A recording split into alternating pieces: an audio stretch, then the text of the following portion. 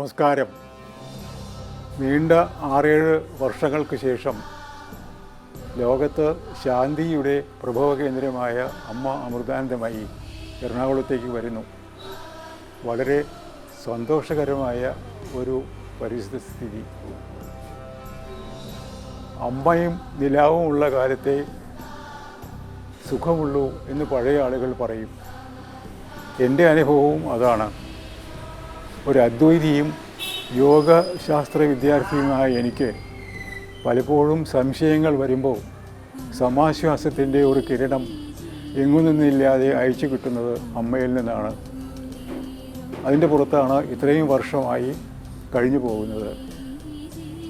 എത്ര പ്രായമായാലും അമ്മയ്ക്ക് കുട്ടികൾ തന്നെ എന്ന് പറയാറുണ്ടല്ലോ. അമ്മയ്ക്ക് നൂനം മകൻ എത്ര വൃദ്ധനായി പോകിലും പിഞ്ചു പിടാവു തന്നെ എന്നാണ് ശാസ്ത്രം. ആ ശാസ്ത്രത്തിൽ അടിയുറച്ചാണ് അമ്മ പ്രവർത്തിക്കുന്നത് എന്നെനിക്ക് തോന്നുന്നു.